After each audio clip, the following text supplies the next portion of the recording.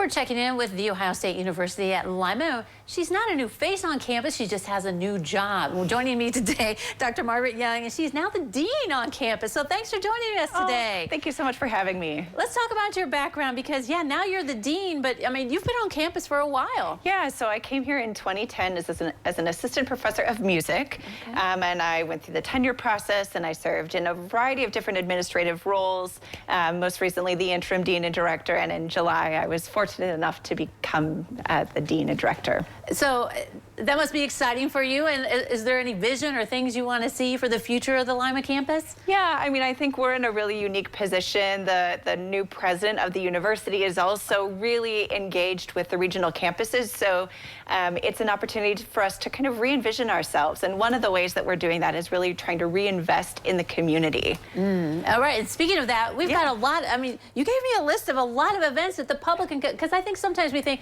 that's the campus, that's for students, but we can come out too for stuff. Absolutely, and this fall we have I gave you a list of 4 incredible events, and of course there are other things you can come and join us for, but in just a little bit over a week we have STEAM on the Quad, which is I think one of my favorite events on campus because it's a way to get our children and our community engaged with hands-on learning activities that focus on science and technology, engineering, arts and humanities, and mathematics. All that's free and available on Sunday the 29th.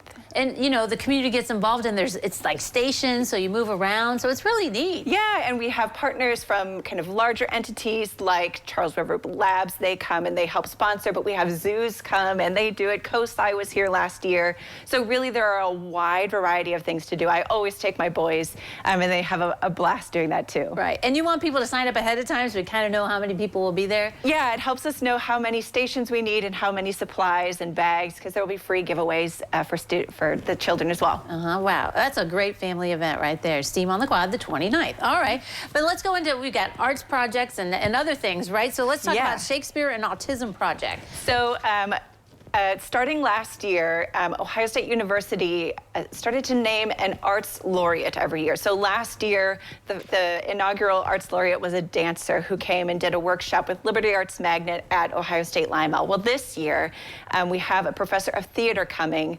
His name is Kevin McClatchy, and his work has focused on connecting Shakespeare and individuals who have autism. And so one of the ways that he engages with folks with autism is by using Shakespeare, the language, and kind of that separation of emotion to help them process their own feelings. Oh, wow. So that's one of his projects. In the later part of the year, he's going to be focusing on, again, how do we create opportunities for our veterans to engage and process emotions. So that's kind of the 2-semester feel for him, but he's coming in October to provide a pretty intensive workshop for those who are interested. Wow, that's pretty cool. All right, so registration for that event too. Yeah, right, so absolutely. You know. Okay, very good. Yeah. All right, let's talk about some artwork because October 17th through the December 5th, we can visit the gallery and see some artwork. Yeah, so we are very fortunate to have a small gallery on campus, the Martha W. Farmer Arts Gallery. These art gallery openings, we typically have them on a Thursday afternoon. They're free. There are delicious little appetizers to come, so you get a little bit of food and a little bit of art.